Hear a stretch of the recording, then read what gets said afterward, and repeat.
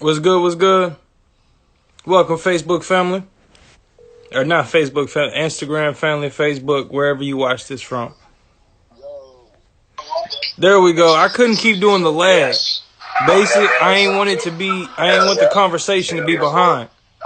Are you talking to him about? Yeah.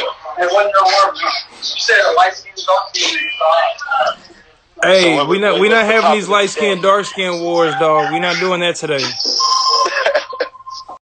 We not having no light skin, dark skin wars, dog. This man Scott started it, bro. This man Scott started it. Scott started that shit. Talking about something like typical light skin nigga. Oh, hell nah. This nigga couldn't even get in the zone. All right, so look, family. I want to introduce y'all to the two people I got on this call today. Two very intelligent and talented brothers. Well, one of them's talented, one of them's a little slow, but we get a special check, so it's all good. I ain't fucking good. I'm gonna let you decide which is which, but I'm gonna let y'all introduce yourself. Go ahead with it, Scotty. Scotty with the shotty. It's goddamn. Go by Scott. First name is Damien. I'll give y'all the name. What the hell? Yo, just left the whole. Hey, man, look, I need no super long introduction. A nigga ain't no goddamn WWE wrestler. Nah, I'm just dead because Murphy just got up and disappeared out the live. Got I his really board did. back there. They already know what it is. It's Jay Smith. It's Jay Smith. Already know what this ready for some interesting topics and discussion. Looking at. Oh, most definitely. You know, we gotta keep it interesting always. So nigga with the mug and shit, you think you're real? Look, what the fuck? He said, let me take some of my coffee real quick. Look, on top of that, I got a Murphy Show mug coming in. Nigga, it's gonna say the Murphy Show across that bitch. I am dead, yo. On the show, sipping from the mug. Sipping from the Murphy Show mug. I sure the fuck am. But he gonna make sure it got the label out too. Oh, most definitely. He gonna hold his wrist extended so that motherfucker catch the camera angle right and everything. Most definitely. Goddamn, dog. I don't know. Okay, there it is. There it is. I was about to say. Let's go ahead and start with these questions. I already did the introductions. Basically, they know who you are. Where are you from? And where are you located right now? Where you at? Tell the people that. Who going first? How we doing this? I'm gonna let Jay Smith go first. And so my introduction was weak. He said the introduction was weak. I was weak as hell. You know what it is. From Baltimore, Maryland. Located in San Antonio. Keeping it pushing, keeping it working. Spreading the brand, networking. You know how we do. You already know what time it is. What about you, Scotty? Where you at? Where you at? Boy, you know, I'm originally from the boot, you know, the 30. Okay. I'm residing in goddamn College Station, Texas right now. I ain't no motherfucking Aggie though. Don't get it twisted. Just about to say. No fucking Aggie though. Gold all day. Get him looking at. All right. He said he from the boot, but he out there in Aggie land. But he ain't no Aggie. I don't know about that. I don't know if I trust that. Hey man, look, my mama's from Charlotte. She a Texas fan, so it ain't no Aggie. You know, my mama told me she was gonna disown me if I wanted to go to A&M. So he said, though I walk through the valley of death. Death Valley, boy. Next question though. Okay, so my show, the Murphy Show, is gonna be about transparency and realness. I'm gonna ask whatever questions. Basically, I need realness, and I want to be transparent about your life. If they wrote a book about you, and say you're in your early 20th chapter or whatever it is, basically at the 22nd or 23rd or 24th chapter that you're at, who would they say you are? Who is the character? Like, who are you as the character? Who is George Smith? Who is the Damien Scott? Who are you? Grinder, worker, you know what I'm saying? You know, I mean, it's got to be a long book then, because we still in that development stage. I agree. We're not even close to the peak yet. So this is where we're still going through the trials and tribulations. I'm at the point where I'm just now making it through the prologue. You know, as y'all know, For I just had a real. daughter and shit, so I'm really coming into life as it begins. I feel it. For real. I'm really coming into the life as it begins. I feel it. Okay, so at this point in your chapter, are you the hero or the villain of the story? I'll say right now. Are you the hero or the villain? I don't Boy, I'm both. Nigga used to be the villain like a motherfucker. What day it is. You know? A nigga was, shit, as y'all know, we went to school together. A nigga was playing, me and Murph was playing ball and shit. So a nigga had different aspirations at times. But a nigga also did shit to take himself off of that path. So anything played the villain role in that aspect. But now a nigga trying to do what he got to do. So I feel like I'm entering that hero role. It's like a nigga anti-hero right now. Not really a villain, not really a hero. Trying to do the right thing. I feel it. Anti-hero, boy. We just trying to get it how we get it. I respect it. Man said, I'm just trying to make it to the end of the book. That's all I know. I ain't trying to do me like Power, boy. I ain't trying to get killed off like Ghost, nigga. For real. All right. Heroes and villains. Let me think. Question. Would you like your character?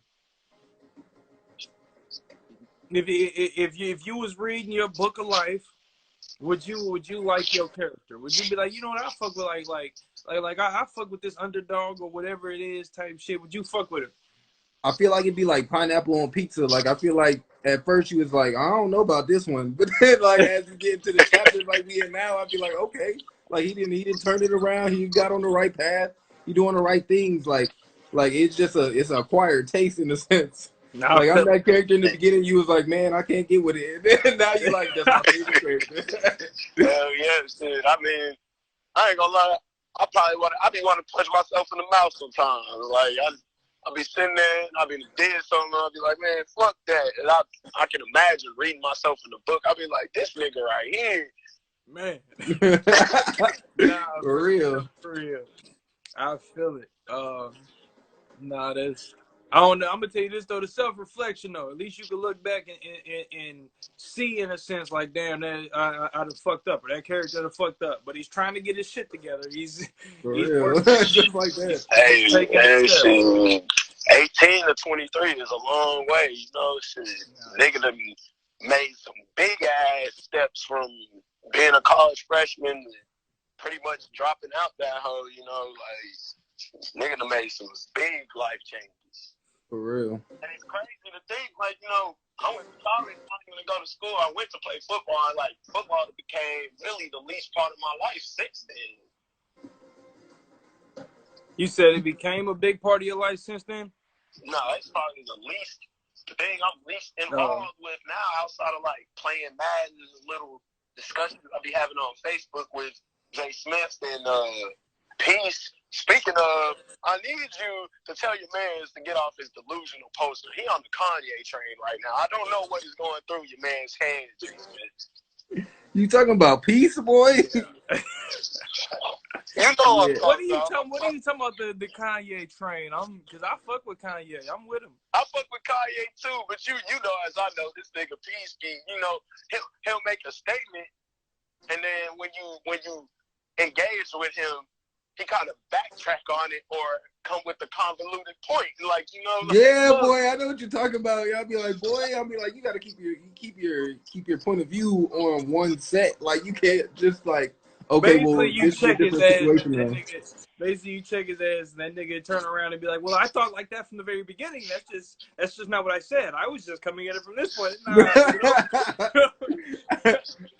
shit, but yeah, man, it's like. Keep that same energy you had when you made the book. Murph can attest to the shit. Like, nigga, we was waking up 5 a.m. and shit, going to practice and shit. I mean, you know, like, a nigga was dedicated to that shit. Like, that was the life a nigga wanted to be in. That was the life a nigga wanted to live. But, nah, for real, man. That's where the focus was, man. That's the shit. I'm telling you, man, I feel like, man, brain power is something serious, man. Whatever you focus on, whatever you put enough thought power into, shit, you're going to fly. You too, man. Let me see. Okay, this is a good one. If you were reading your book and you got to know your character deeply, what would you say your character's greatest downfall might be? what would I say? My character's greatest flaw is greatest downfall. In a sense, downfall. Like if he was gonna make it to the end, if he was gonna trip up for some reason, what would you say he's gonna trip up for? I feel like the greatest downfall would have just been just focus of energy, commitment of energy towards one goal and sticking with one goal instead of, okay, let me set my mind to this goal and then work at it, and then bam, now I'm on to this one, work at it, and then just keep switching focus on to something else. Because then that's just all progress that could have been made toward one thing instead of chopping it up between several different things. Okay. So you just need greater focus. You need to pay attention to the important things. As long as you don't get distracted, you'll be all right. What about you, Scotty? What's your downfall? I'd probably say the greatest downfall, was the fact that a nigga didn't get exposed to a lot until I was really in the world by myself. You feel me? Like real shit, bro. I feel you, man. Like I always tell people I was a privileged, underprivileged kid. Like I always had what I needed. I may not have what I wanted, but mama damn sure made sure a nigga had the necessity. So I had that aspect, but at the same time, she was keeping a nigga on the straight and narrow, keep your grades up, go ball, type shit. So by the time I got to college, I had just started in high school. I went to a private school my first 2 years of high school. So that was a big difference, chilling, turning up with a small group of people that I went to public school, and I'm going out there, and we at pastor parties and shit just getting fucked up. So I had just started doing that shit by the time I linked up with y'all niggas at Howard Payne, and then we was going out there to the park and doing what we was doing and shit. So that was probably my downfall. A nigga just had life hit him at one time, and I tried to enjoy it all way too motherfucking fast. I feel the exact same way, bro, for real. Like, honestly, I did try and do way too much when I should have just been focused on school and whatnot instead of just, damn, like, where are we going to get the next blunt at? We over there searching through the couches for change to get a black. Like, we were just on some stuff. Like, we should have been more focused on the beginning. Shuffling through the couch for change to get a black. I remember those days. Man. Like, I ain't gonna lie. Like, when I got down with Pain, and we used to sit at the gazebo, smoke black and shit, that was my first time hitting a black. Nigga, like, I did not cigarettes, black moms, like, a nigga was not touching that shit. Like, and nigga he got out the house and he was just like, fuck it. For real, as soon as he got out the house, it's like he said though, because honestly, because it was the kind of same way with me. Like I wasn't exposed to a lot of stuff before I had got out the house. But then once I got out the house and I came to college and I could make my own decisions and I have to look over my shoulder, it was like, damn, well, let me try this and let me try that and let me see what that's like. Let me see what that is like. And then it took me a little while to really understand, like, okay, like, this is your limit on this. This is your limit on that. Like, you can only handle this much of this and this much of that and still stay focused. And that's why I feel like this is still our beginning chapters, because it's like now we're just now starting to learn, okay, this is what I can handle in this. This is what I can handle in that. This is what my primary focus is. This is really what I care about and are actually interested in. Like, and that shit takes a while. And, like, people be rushing that shit where it's like, okay, like, they expect you to have a career that's booming and shit by the time you 25, but like there are people it takes until you 30, 33, 34, like just because like it takes time to develop those interests and also develop the skills and the networking and the group and the circle along with that. Exactly. I feel you. Interesting question. Do you feel as if, in a sense, there are some your parents could have done that have set you up and basically give you a more realistic outlook on life, other than basically you having to stumble and find your own feet and find your own? Do you feel like you could have been given, I guess, or been more prepared stepping out into the world like that? Yeah, I mean, if I had gotten a longer leash, like if I had gotten more freedom, I could have been exposed to more experiences beforehand. So I wasn't, like Scott saying, getting to college and experience damn near everything all at one time and then being 18, 19 years old trying to process all that. Like when you're that young and you're trying to process that many new experiences, like it just is an overload. Like you don't even really know what to do with that. Because like he said, like I wasn't even really hitting blacks like that. So it's just like I got to college and I started hitting blacks all the time, smoking way more than I was used to smoking, drinking way more than I was used to drinking, and just like stress. That's the building. Yeah. Shit, I said, like, yeah, hell yeah, Jay Smith on the right page. That nigga, I know that nigga had a real short leash. I remember that nigga telling us this nigga couldn't even get a tattoo or anything. And I'm like, damn, I got my first tattoos when I was 16. Like, he was asking me when I was I'm telling you now, I'm working on like fucking 2 sleeves right now. Like I'm telling you, like it's just like this shit was different, bro. But shit, I have to say, the only thing I wish my mama would have did different, you know, I'm thankful for her sending me to the private school, but I wish she would have kept me in, you know, public school for that aspect, just for like, you know, I wanted to play ball. My brothers went to public school and shit. I ended up, after my 2 years at the private school, I ended up going to the same high school my oldest brother graduated from, and seeing that nigga picture on the wall and shit, you know, I got lofty expectations to live up to. Like, I walk in the field house, and every time I gotta see this nigga picture on the wall, this nigga name on a trophy, see this nigga jersey or something. So it's like, I feel it. Yeah, I definitely feel that. Okay, interesting thought. Would you prefer the pressure, in a sense, coming behind, like, okay, you got to live up to this expectation? Or I've seen it the opposite way, in a sense where, shit, it's like the oldest brother basically has to, hey, it should, now I got to set the expectation. I got to set the bar, if you see what I'm saying. And I mean, I've had friends, and it's like, man, you go to a football game, you don't come home with 4 or 5 touchdowns, nigga, you ain't getting dinner. Like, nigga, your little brothers deserve to eat more than you, in a sense, type shit. And so, I mean, there's just the interest, because you said there was a lot of pressure, I guess, basically to live up to those expectations. Would you rather it coming from underneath you or have to live up to it? I ain't gonna lie, I feel it from both sides, because I had, you know, my senior year of high school, I played against my nephew in his freshman year of high school type shit. So I done seen it from both sides. Like, I done felt the pressure of being the little brother that got to, you know, fill them shoes and step up, and essentially they want you to play the same role as your big brother. But I done been the older family member that had to set that example for the younger cats at the same time. I feel it. So, but really,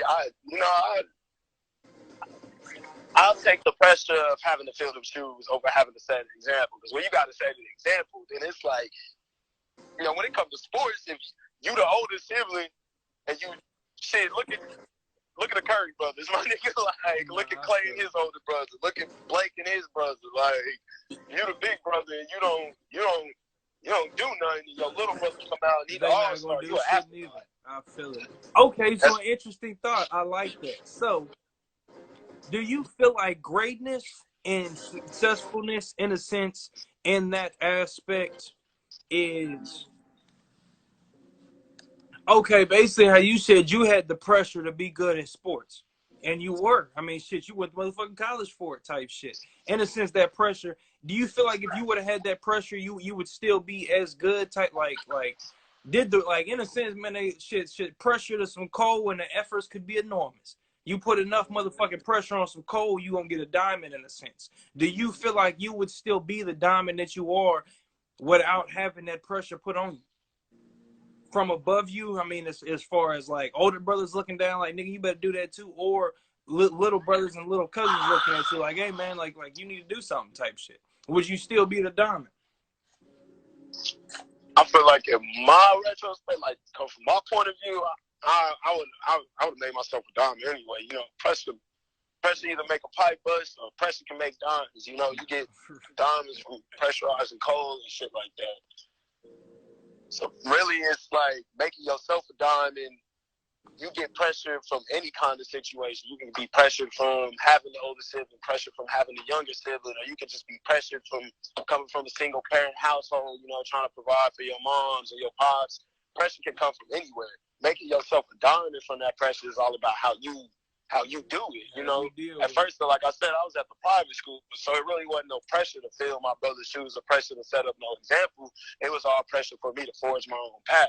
So even if you ain't really doing nothing, you got pressure on you to make life what you can make it. I feel it. What about you, like, Bright? If you ain't had your little brothers looking up to you, would you be striving the way you are? Or shit, if your oldest brother wasn't where he was, would you be trying to get to the tiers?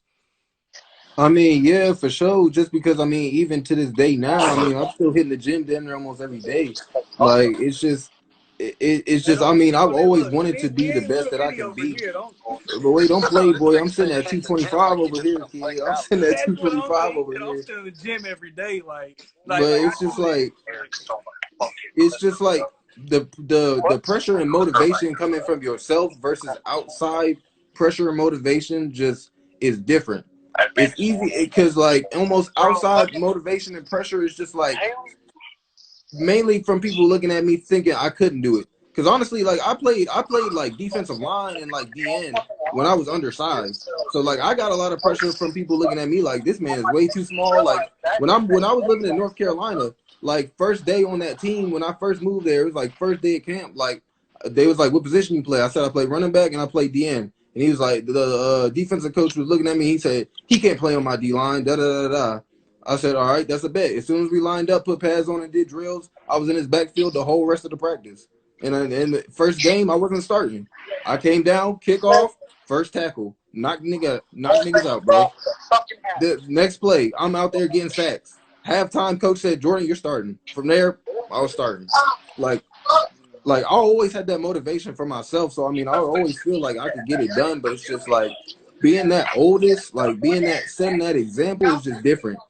Because it's like, not only is it just like pressure from within yourself, but then people looking at you, like anytime you make a misstep, like, oh, like, dang, like, is it okay if I do that? Like, is it like any mistake you make, then it's magnified. Like, oh, like, well, he missed that tackle, like, and he got angry with the coach and they was getting into it on the sideline and da da da da and so on and so forth. Like, everybody's watching those things. Because there were times where I seen somebody miss a play and I handled it wrong on the sideline. Like, I cussed man's out in front of his mom on the sideline, and they had to talk to me about that shit after the game. Like, bro, like, you can't be doing stuff like that, da da da da. And I was like, I don't care. Like, I know what his assignment was, and he missed it, and I watched him miss it. Like, and it's just like there's a certain expectation in terms of leadership as well, and it's just like that's a whole lot on your plate.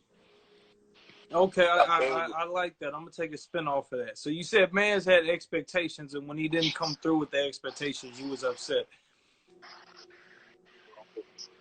How did you deal with it then? In a sense, you said like basically like your mom and them had to come over there and say something to you. How did you deal with it then? And this is basically a question for both of y'all. In a sense, with like a fact that somebody came through with expectation or like that failed to exceed the expectations or failed to get the expectations done. How did you deal with it? And what do you feel like that was a positive way? And is there a better way to deal with it with the situation? I mean, I feel like in a sense, like it lighted a fire on him for the rest of the game to get his actions together.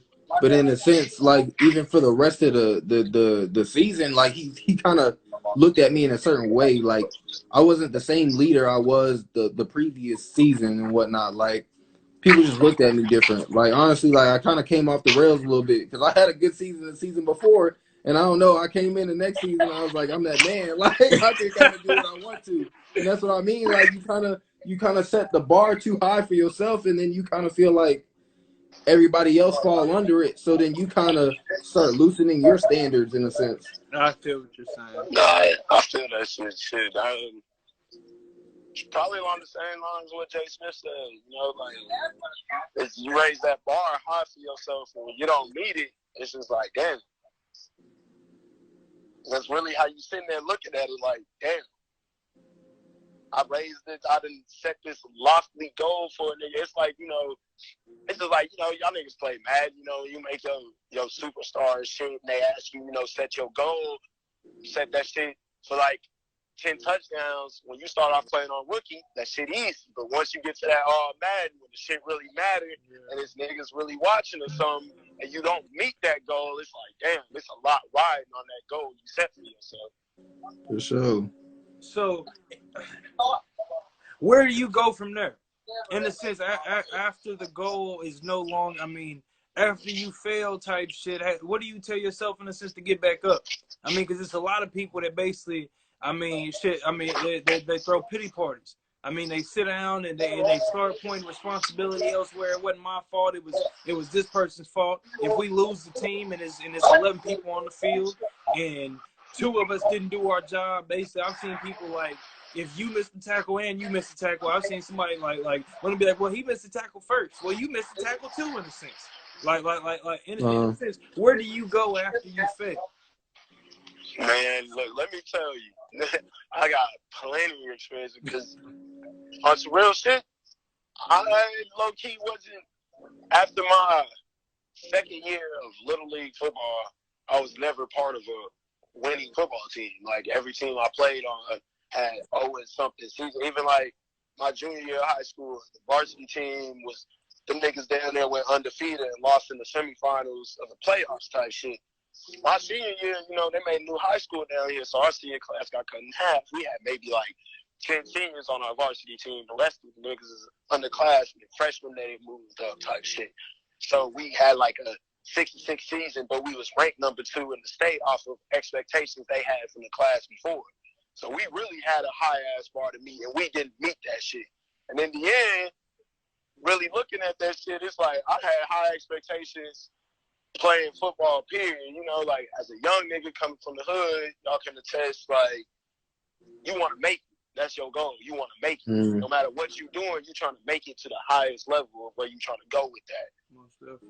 And so, like, going from playing in Little League and being on a team that got straight ballers to never being a part of a winning team after that, it kind of made me be like, I really got to work hard and put in the work myself to meet them expectations. Nothing ain't given. That's where it's like, I feel like the people who throw them pity parties, you know, they don't have a lot handed to them in life. But you can't really pity yourself if you ain't never had. If you had to go out and get everything, there ain't no room to pity yourself because you used to having to make everything appear on your own. You get something given to you, and it's not being given to you no more. You got to think, like, why the fuck ain't it being given to you? I feel you. So basically, in a sense, the niggas throwing pity parties just got excuses. In a sense, where niggas is used to people just go ahead giving them shit. Now that nigga ain't giving them nothing no more. Niggas is really just we got excuses and something to complain about. now a nigga really got to buckle down and go do something for himself, and he got his problems and he want to complain and shit. Exactly. Interesting thought. Okay, let's turn it around. Let me see. I got tabs. I got advice tabs. I got relationships. I got just social shit as far as friends go. I got personal questions, but I'm gonna get into the advice tab real quick. On the side though, Jay Smith, I feel like I would have been that teammate. If you did some shit like that to me, we would have had it on that damn sideline, dude. I'm telling you, that's why they had to tell me, because I'm telling you, I grabbed man's face mask and was like, bro, like, I don't know what you on, but like, you better fix it, because it was like first drive of the game, he was on defense. I was like, boy, you was contained. I was like, where was you at? Like, where the fuck was you at? Like, this was your job. Like, you messed up. I watched you. I saw him put you in the ground. Like, I was getting on him right in front of his mom in the stands looking at me like, I'm going to tell you this. I didn't do it like that. I used to go tell the coach. I'd go stand right next to the coach. Oh, Murphy's a snitch. No. Honestly, Murphy's over there, coach. You gotta pull him out, bro. You gonna have to pull him out, bro. I'm gonna tell you this. I know that there's nothing that I could do that would make this man play. I mean, like I can't play 11 positions. Hey, understanding I'm the best one on the field, I'm going and standing right next to the coach. Why is he in the game? Murph talking about some Coach Washington next snap. I'm telling you, I'm trying to rotate players and shit. I'm like, man, shit. Only time I'm saying that's what I used to do though. For like, even in Pee Wee and shit, I used to be going and telling. I would tell people like on the sideline, like we go out there, we'd be on offense or like waiting for the offense, and I'd be like, all right, family, like second play, come out here and get him. And then I would tell the nigga that was on the field, like, say, man, coach is trying to trade out players. So they would see one person coming on the field, and I would send the nigga, I don't want off the field. This nigga was coaching from within the team and shit. I really was. Right. On top of that, I'm cool with the coach, so I go over there and tell, like, nigga, I don't want to play with him. Like Murph getting flags for 12 men on the field. I didn't know. I thought I was supposed to be coming off. 2 more guys came on. Murph was telling him. Murph was doing the wave, telling him to come on. The rest was just like, hey. You don't have the right to be calling subs out here or nothing, bro. I'm telling you, somebody gonna watch the Murphy play the Murphy show one day, and they're gonna be like, "Man, Murphy really was just trading me out." Okay. This nigga got to start for one play. After that, get your bitch ass out, nigga. Go ahead and sit on the side. My wide receiver is coming in. My nigga, I go to school with. I've been knowing since I was this tall. And you're saying things that aren't really appropriate for some people around here. He gonna come in and block us. It's all right. You just gotta remember we got. And I understand that. But nah, I ain't gonna lie though. I'm telling you, I was going to tell the coach, get him the fuck off the field. I'm gonna say this only because I asked earlier. I mean, honestly, in that same question about how you deal with the expectations, I asked, how do you deal with it? I couldn't. The way that I was taught to deal with it was low key the way that you dealt with it, Light Bright, and that's where the problem, that's where the problem would arise. Because if I go over there and get in his fucking face and ask him why he did do, and he starts doing the little pity party and starts complaining, that's the type of shit that I made me grab his fucking face mask like you did and yelling and basically go the fuck off, if you see what I'm saying. So, I mean, I don't know. I feel like, look, dog, I'm going to tell the coach, me and the coach already have an understanding that I want to play with a certain 10 people. Exactly, for real. And in a sense, I don't have nothing to say to him. Like, nigga, you know you fucked up. I ain't like, what are we talking about? I'm for real. Hey, Six, don't do that. Don't do me. I'm kidding. I'm a photographer, videographer, ain't I? How did you find me? I'm a photographer, videographer. I'm serious. Let me think. All right, let me see. That's it for the advice. Fuck that. Tell people, nigga, just man, control yourself, control your emotions. Try to handle the situation politically correct. Yeah, you slap the shit out of somebody, everybody else gonna have a problem with it. Apparently, I don't know. I don't understand that. Apparently, he said apparently. Let me see. Okay, relationships. Let's see. All right. Are you in a relationship? Both of y'all are in relationships. Where'd y'all meet? In the complex, neighbor. Y'all stayed side by side. Y'all was meant to be. Y'all been the neighbors know y'all name looking at. Yep. It's definitely. Scotty Shotty. Where this nigga go? Scotty. We met like in like 5th grade. Oh wow!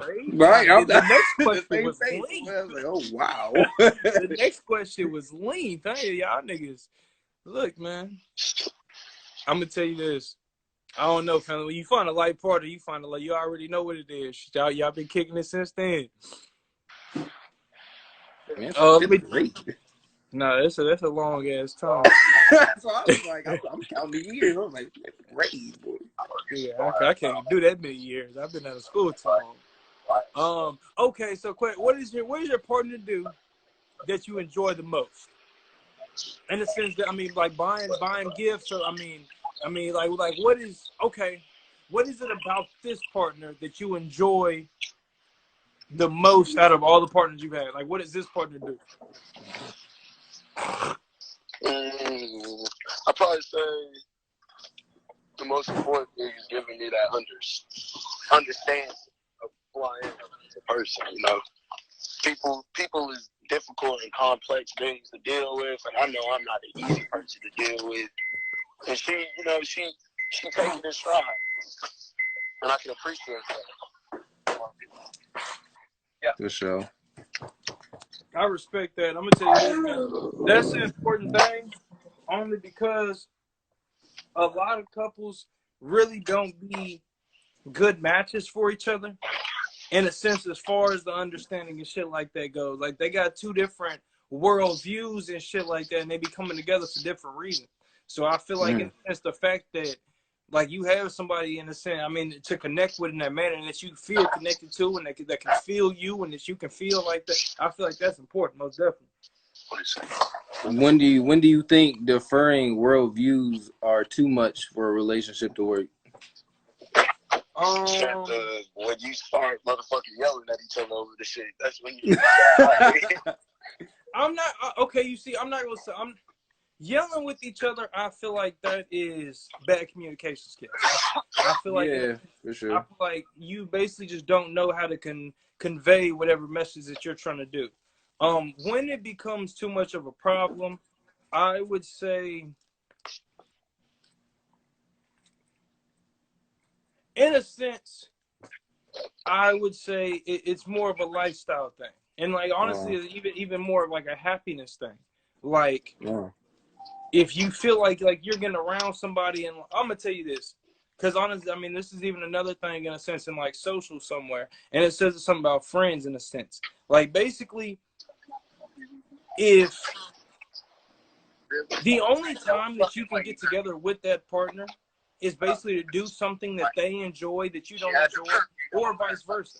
Like in a sense, like if she's doing something just to be with me or whatever it is, and she don't really enjoy that, I feel like in a sense that's when it can become a problem. That's when the difference in the ideas and views and stuff. And honestly, I was listening to something that was talking about it on my way home, and it was basically talking about like how people get with people just because they don't want to be alone.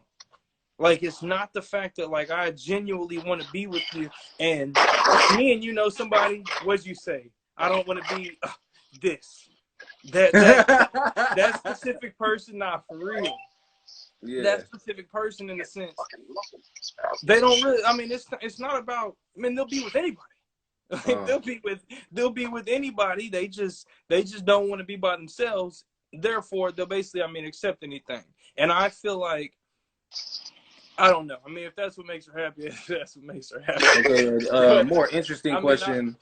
What do you think is worse? You think somebody who's more willing to compromise on their values to make a relationship work, or somebody who's not willing to open their mind or try new things to make a relationship better or make it work better? The latter. The latter is worse, because like, if you're not willing to open your mind and try new things, how can you expect to be with another person long term? I can agree. I feel like the latter as well, only because in a sense there's no growth from that point. I feel like in a sense, I mean, like the way that you're, in a sense, based. I mean, there's a saying to be a teacher, to be a forever teacher. In a sense, like you forever have to be a student.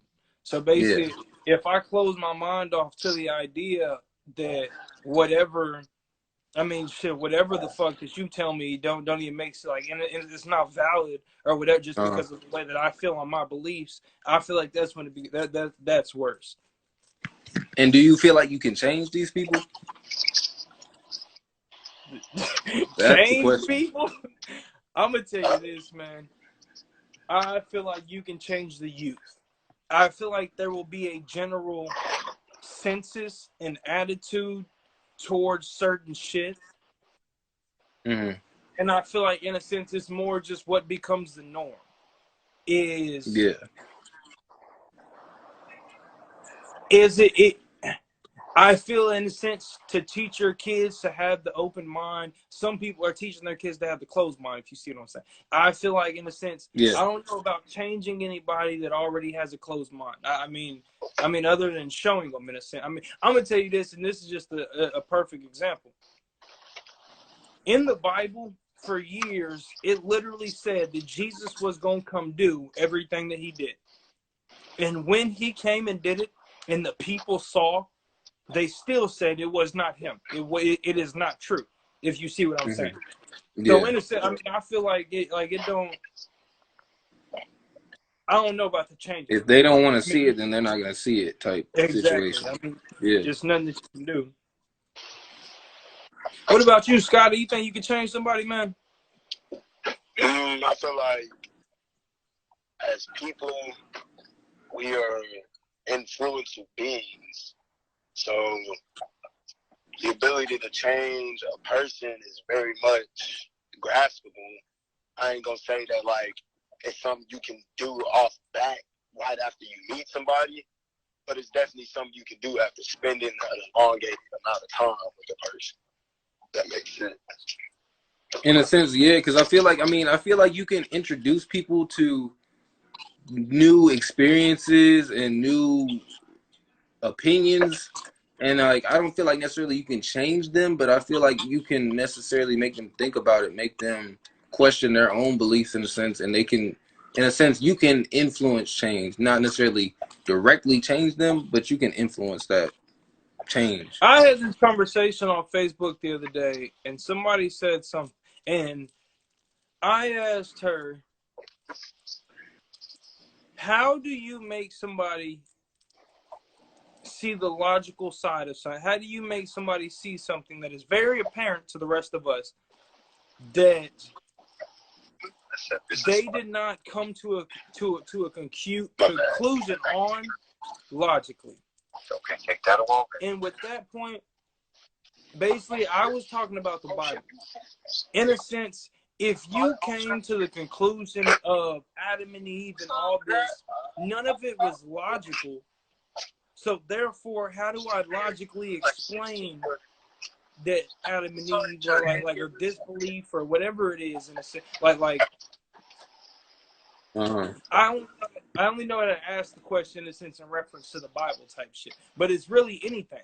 Like if a blind person can't see and they can never see, they don't know what color is what. I mean, they don't have any kind of general reference as of this. That's a blue hat or that's a red sky, and they walk around telling people in a sense that the sky is purple.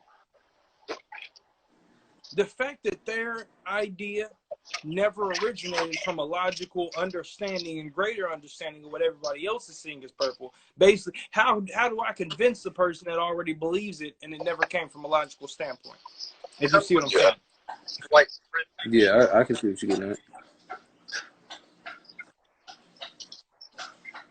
No, I feel like, man, the changing people, I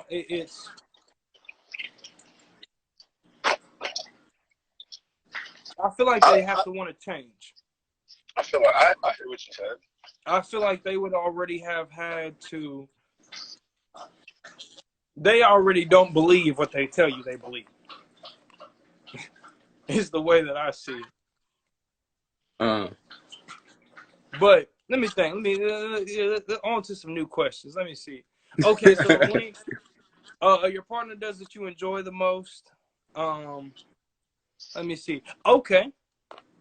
What does your partner do that irritates you the most? That gets on your nerves? I already know. Scotty started laughing. This girl's Santa Claus. He got to be careful. You got to watch what he say. Man, I'm gonna be real. My girl real bougie. Like, I don't, like, she real bougie. So when she wants some certain shit or something, she ain't going for no bullshit. Not getting into that level or something, she upset about it. You feel me? That shit be getting on my nerves. I feel it. Basically, the expectations is through the roof, and she's not going for nothing less. I feel you better step up. You better step up. What about you, like, right? What's your girl? I mean, it's just kind of like he said, when you come from two different lifestyles, the expectations and the way that you carry them out differ, and a lot of times that can create friction in a sense. You know what I'm saying?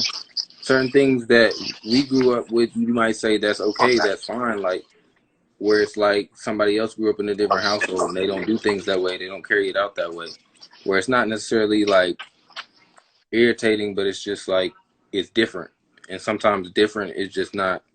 It's frustrating. It's basically, you know what I'm saying, like it doesn't. In a sense, I feel what you're saying. Motherfucker trying to.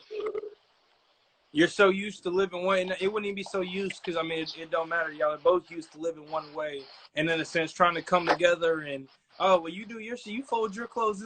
I didn't got into arguments about how to fold. Yeah, for sure. Yeah, for sure. You got to fold the towels 3 ways, not 2 ways.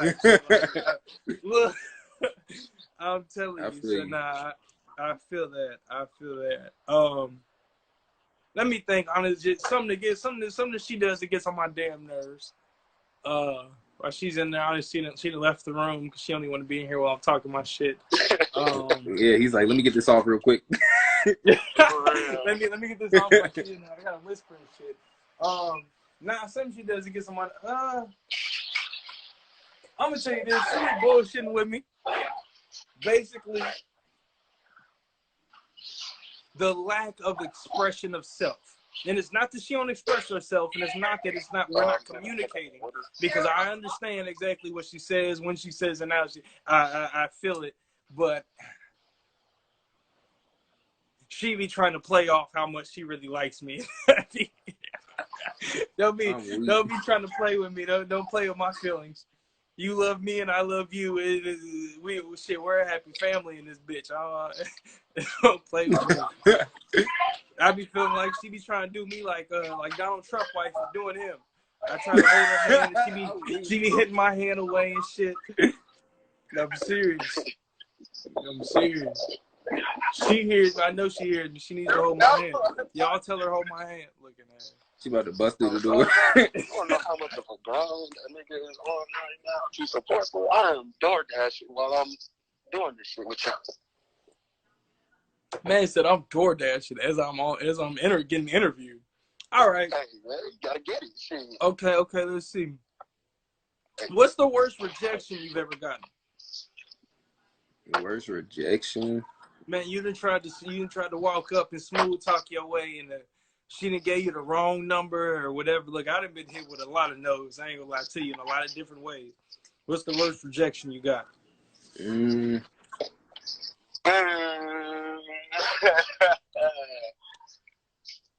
Shit, look, I ain't gonna lie. I'm that nigga, so I don't, you know.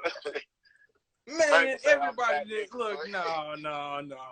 I'm gonna tell you this. I don't know, because I feel like Scott coming from, because in a sense, like, I can always feel the room and gauge what's going on and where the interest is before I start making moves like that. Rejection on the crew, because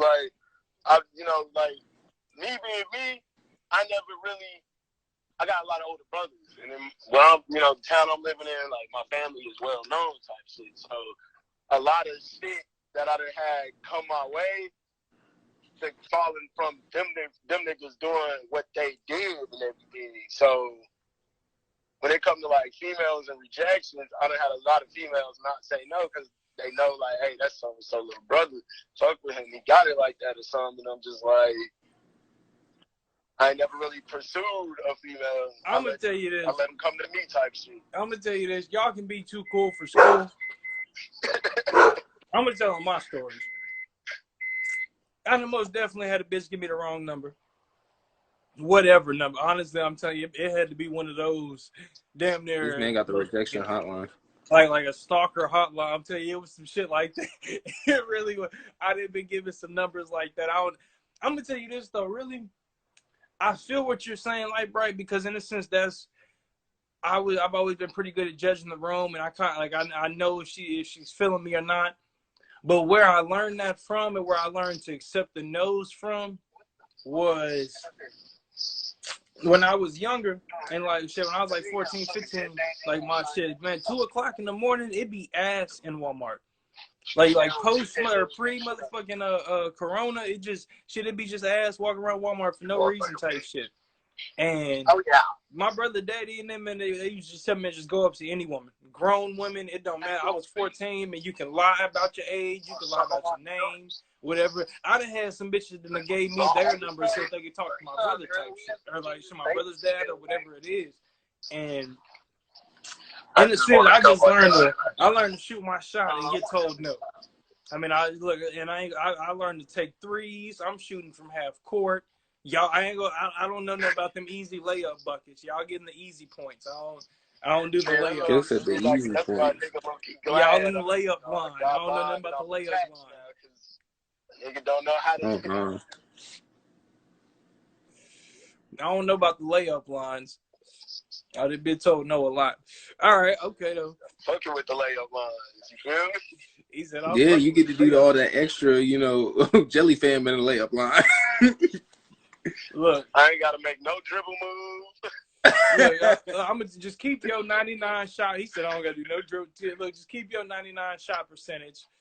And I'm going to just hit I'm going to wet these threes until until my arm gets I'm out. over here trying to be Kyrie, just dribbling in circles for a good 10 minutes before the shot clock ends. I don't give a damn, nigga. I'm gonna find the perfect shot. I promise that. When I shoot, I make it. I go out my way to fuck with a lot of girls. Like. Nah, I can't say I ain't went out my way because I didn't damn near chase women down, but I ain't gonna go there. Okay, have you ever have you ever rejected somebody? Yeah. Oh, for sure. Yeah. For certain. No need to think of it yet. How you reject them? How you say no? How you tell them move around? I don't show no attention. You feel me? Like I keep it as a casual. You know what I'm saying? Like, you don't give them that extra dribble move. It's like at the end of the game when you just hold the ball, you letting the shot clock run out, you just dribbling out, and then y'all dap up at the end of the game. You ain't doing all that dribbling. I ain't going to the hole. You ain't hitting no pull up three. There's one girl that, she tried to talk to me. No, this is when I transferred to Casal. There's one girl that tried to talk to me. She was in I was a junior. I think she was a sophomore. Her and my cousin was in the same grade. So she told my cousin, like, hey, tell your cousin I want to talk to him. My cousin an asshole. So this nigga gave the bitch my number. He didn't just be like, hey, old girl want to talk to you. He ain't telling me. That's a violation. He gave that bitch my number. That's a whole violation. You at least got to slide the snap or the social, not the number. And I'm like, what the fuck is this? And she like, I ain't gonna say no names. She told me who she was, and then I looked up on the book, and I was like, man, fuck no, nigga. And then, she asked me what's up, and I told her, like, I'm gonna be real. I don't want to fuck with you. And then I deleted the text, and they responded. Nah, Scott went dead in Phantom. He said, going ghost. I'm gonna tell you this. Like Bryce said, he's going ghost. I'm dead. I'm untouchable. Call me you can't even see me, bitch. He's going ghost. I'm gonna tell you this. I was putting bitches in the friend zone before the friend zone became popular. That's what I'm saying. Like, it don't progress past that point. There's no need for the rejection there. I'm gonna tell you this though. I used to go through girlfriends, so I hit them. I was like, "I'm already dating your girl. I'm already dating your best friend. We can't be together. You see, I got a girlfriend now. Oh, we just broke up. Oh, this other girl, we're talking." I'm telling you. My fault, John. Sound like you smoked some of the moon rocks. All right. Okay. So that boy got that Tuka pack. So apparently I'm the only one that's been rejected, but all of us that told us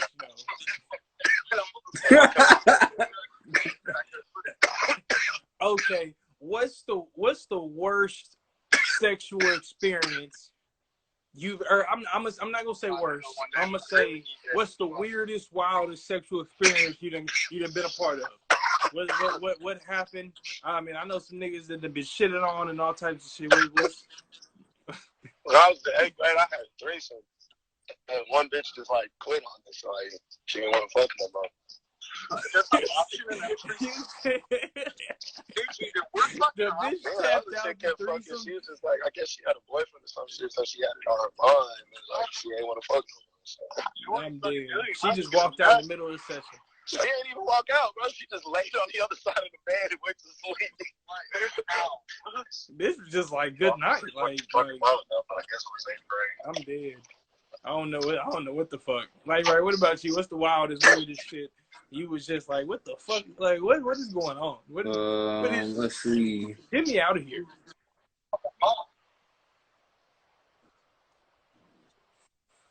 Honestly, when somebody's trying to eat your face off, bro. You know what I'm saying? Yeah, and then you're just what is this? And it's just automatic no. I need you to repeat that. He said, bitches that be trying to eat your motherfucking face off. They can't kiss and basically just open their fucking mouth and try to suck all of you into them. When people be trying to give you the aggression that you're not willing to give back, and you're just I don't think you understand. I'm gonna tell you this. I've never had a girlfriend like that, or like a serious like bitch that I fuck with like that. I didn't have most definitely had like some drunk one night stands and shit where bitches just. I'm gonna tell you this though. What I feel that is, because I've had some bitches that I fuck with like constantly like that. I feel like really just the vibe was off. Yeah. In a sense, like it's not even the fact like. Not even the fact, like, they might not be a bad kisser, like with somebody else type shit, but, like, our vibe, like, I mean, I don't know. And I swear, only because, like now the bitch is in a happy relationship with somebody that I know type shit. Like, so, and I'm telling you, I just be sitting there thinking, like, would I ever again? And, not at all type shit. Exactly, not at all. And I feel like it was just, like, shit, our vibe. Like, they look like they're. It just ruins everything. I don't know, man. I don't know. Let me see. We only got we got 5 more minutes left. I'm gonna get off here about an hour. Let me see. One more relationship. Okay. Worst sexual experience, weird shit. What's the worst relationship? And what made that relationship? Or what made whatever the fuck you were going through with that? Okay. Scotty, Shotty. What's the worst relationship and why? We ain't gotta say no names, but why was it the worst? No, I ain't gonna say I done. I can't really. I don't have. Out of the relationships I've been in, I wouldn't really describe one as the worst per se. Man, what relationship would you be like never again?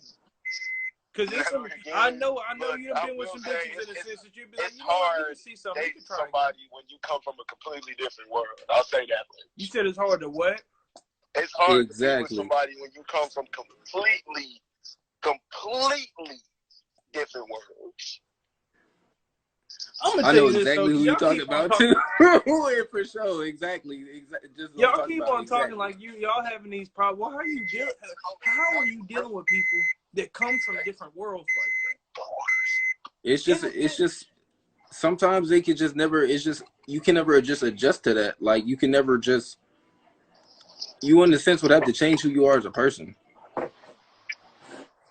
And it goes back to like I said, compromising on your morals and your beliefs to be with somebody is just that's not something you can do.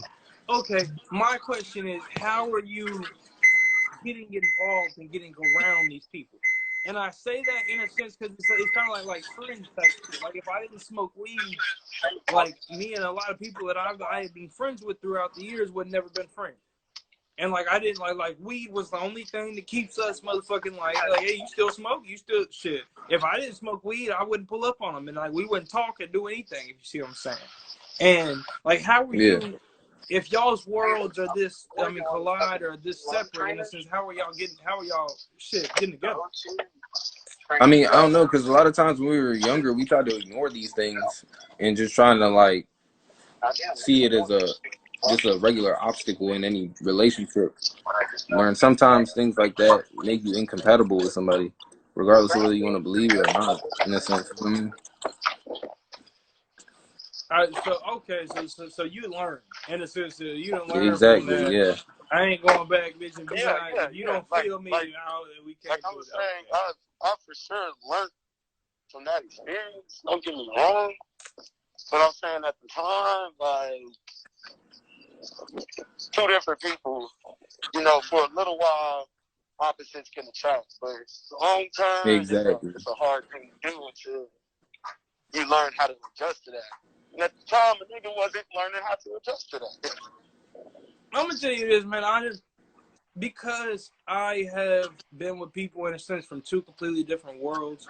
I have never looked at that and seen that as the reason that the relationship went a separate way. It's like that was never a cause, nor what's it called. But then again, you got to look at it from a perspective of like a lot of the arguments that y'all probably had in the relationship is because of where they came from and the way that they were taught to deal with things versus where you came from and the way you were taught to deal with things.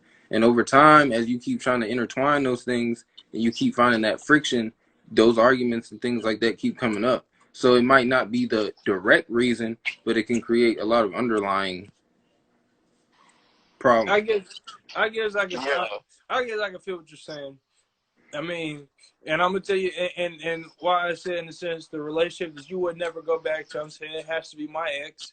Then I'm telling man, ain't no way. And I feel like that's I don't in a sense only because like I don't try to give credits to in a sense. This is the reason why we're not together. Like be based off of where we come from type shit. I feel like it's more just shit where you're coming from and who you turned into because of it. I don't like your for sure. I don't think that could be the only reason, but it can be a very big part of it, for sure.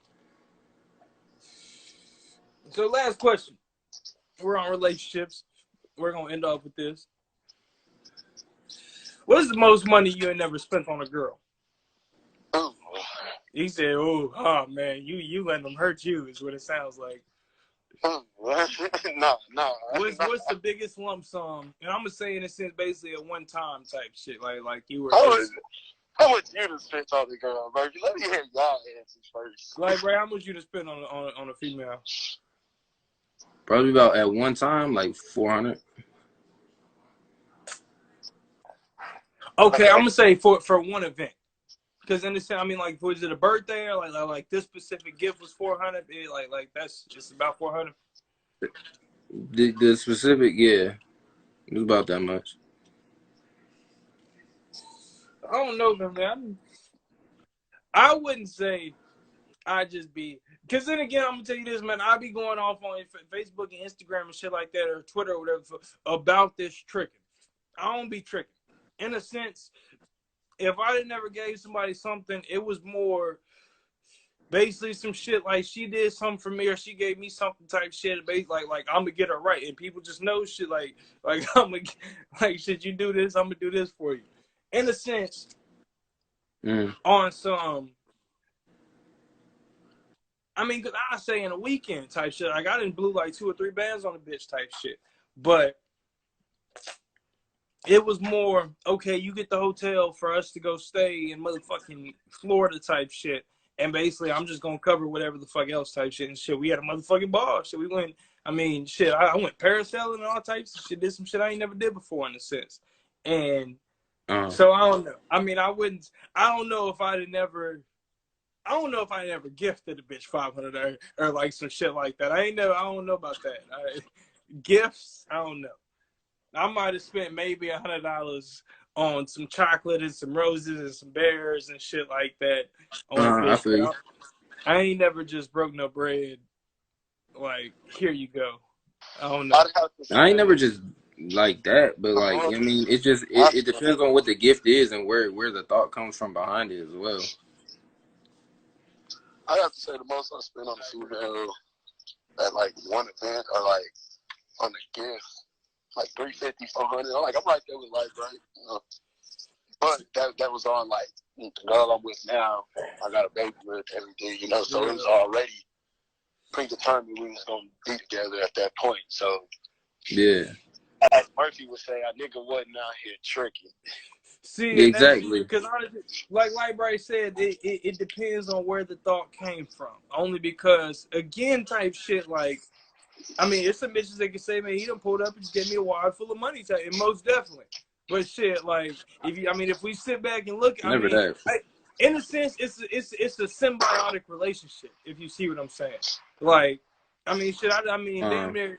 Like shit, I put up and gave bitches shit like $1,000, and I came back and the bitch had like 5 or like 6 or 7 type shit. And I wasn't tripping. Like she just like shit, sit on that. Shit, I mean, like don't spend no more type shit. Shit, sit on it, if you see what I'm saying. So it wasn't. I don't know. Yeah. I wasn't necessarily giving it to her, but shit, if she wants to, I mean, shit, if push comes to shove, if motherfucking shit, the car breaks down, most definitely go get you some new tires and shit like that. And that's really, she dipped into a little stash just for some emergency shit. But I don't know, I do feel like in a sense it's where the thought comes from. Because then again, like I'm not giving it to you in a sense like I expect something back. It's more just shit. I appreciate what you've been doing for whatever you've done for me. Like, shit, here you go. Shit, be happy. Shit, I'll be happy. Sure. Let's keep being happy. Yeah. But That's gonna wrap it up. This sounds like you and LD tricking with these big wads looking at. I'm dead. I'm weak. No, I'm fucking with you. I'm gonna tell you, look, Facebook, Instagram, Twitter, whatever family. We don't trick over here. We don't do that. We don't do none of that. But I'm telling you, this episode of the Murphy Show was brought to you with two special guests, two of my brothers from man, Howard Payne. Honestly, I don't know, man. I feel like we done went back further than that. Man, it's only time will tell. We're gonna see each other again. Yes, sir. Looking at it. Y'all can sign off on your own. Tell the people shit, whatever you want to tell them. Shit, shout out to your mama. Talking about some, this is Jordan Smith. It was real. I hope you all have a very productive day. And continue to tune into the Murphy Show. Jordan Smith signing off. These little retards are there at the same time. Appreciate you for watching. Peace, blessings, and love, family. This is the second official episode of the Murphy Show, man. You already know what time it is.